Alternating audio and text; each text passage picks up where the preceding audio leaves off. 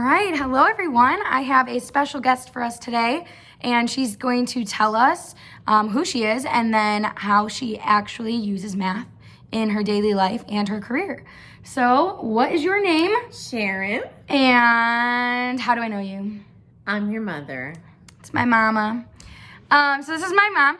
And first question that I have for you is, did you go to college and did you graduate from college? I went to college, but I only went to college for a year and a half, so I did not graduate. And that's okay. Did you need to graduate college to still use math in any career that you've chosen? No, I use math almost every day. And Do you use math just in your career? No. Perfect. So, what was your first full-time job? Oh, I worked at Huntington National Bank, and I was a bank teller, and then I got promoted from there. So, how did you use math working at a bank? Well, the customers would come in and they would either cash a check, and if they cashed a check, I had to make sure I gave them the proper amount of money back that was the equivalent to the amount of the check. And if they made a deposit, I had to make sure that what they were depositing would count up to what they were actually depositing on their deposit slip. So, what's a deposit?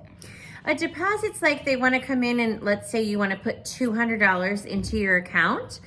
And they give me $200 in 20s, I needed to make sure that there was $200 in 20s to put into their account. Oh, so they're putting money in their account for depositing. What if they said they wanted to withdraw something?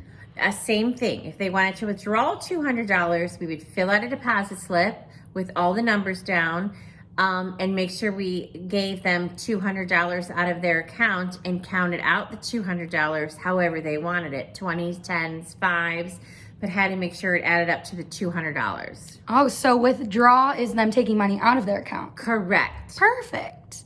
So after that job, what has your career path been since then? Well, I went on to be a retail account executive for a fragrance company. So what'd you do? What is that?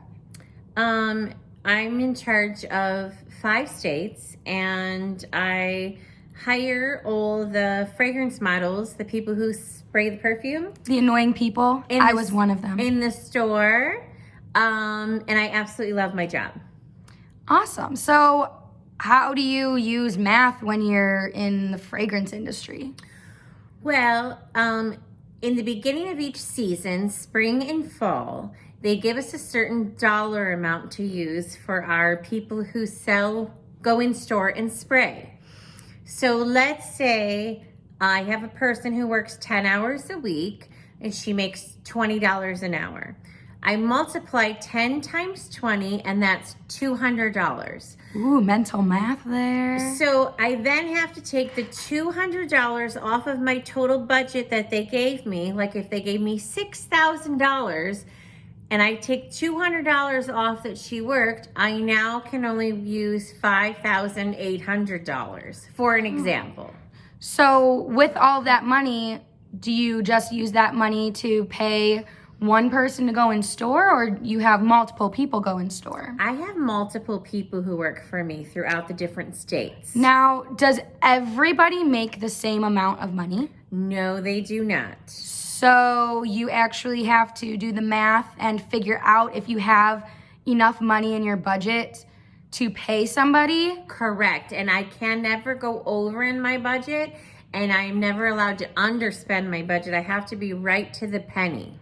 Oh, so that's pretty interesting. So if somebody made $17 an hour versus somebody making $18 or $19 or $20 an hour, so you can only give them a certain amount of hours in their Correct. work schedule. Correct. Pretty interesting. So then, other than using that in your budget, what about at home? Do you use math at home or any other time? I do. Actually, I cook meals every single night for my family. But I use, when I'm measuring. When she does cook. When I do cook. Occasionally. Yes. I use, like if I have to measure out things like a cup of milk or a tablespoon or 2 teaspoons of butter, I have to make sure that I'm using those measuring techniques. So that is a math It is math. That's math I'm doing in the kitchen. She has to measure, and sometimes I will come over. A lot of times I'll come over to their house, and we'll make food together. And if we notice a full recipe has like 2 tablespoons of something, then if it's just my mom and I eating, we won't do the full recipe. We'll just do half of the recipe. So then what do we do to that recipe, Mom? We split it in half. Oh yeah. But then if we have more family coming home, so if my sisters come home and my dad is home, and sometimes we'll end up doubling the recipe, so then what do we have to do with the recipe? I have to ask Hannah. Normally we double the recipe. She does ask me, but some things she's good at. Like Yeah. 1 cup, that's pretty simple. Yeah. Doubling that, she'll say, oh, I get 2 cups. Yeah. It's when I get into the fourths. I was never really good at fractions. No, she was not. But it's okay. She's still working on them with fractions, even in the kitchen at home. All the time. And fractions are technically dividing, so Correct. she has to divide her budget. She has to do fractions. Well, thank you so much, Mom, for joining You're us so welcome. and for your time today. Thank you, everyone, for listening to me. Bye, guys.